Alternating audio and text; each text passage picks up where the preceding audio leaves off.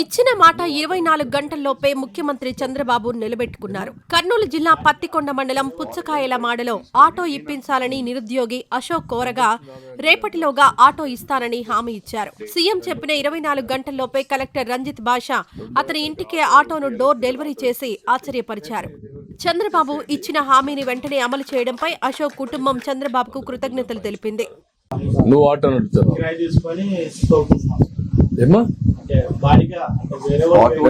తీసుకొని ఎంత వస్తుంది ఆదాయానికి? దాంట్లో డైలీ 200-250 రూపాయలు వస్తుంది.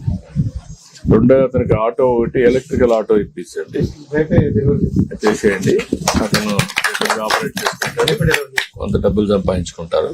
ఈ వీడియో నచ్చితే లైక్ చేయండి. అలాగే మా ఛానల్ ని ఫస్ట్ టైం కనుక చూస్తున్నట్టయితే ఇప్పుడే సబ్స్క్రైబ్ చేసుకుని పక్కనే ఉన్న గంట సింబల్ ని యాక్టివేట్ చేసుకోండి. అప్పుడే మేము పెట్టే ప్రతి వీడియో మీకు నోటిఫికేషన్ గా వస్తుంది. అలాగే ఈ వీడియో పూర్తిగా చూసినందుకు ధన్యవాదాలు.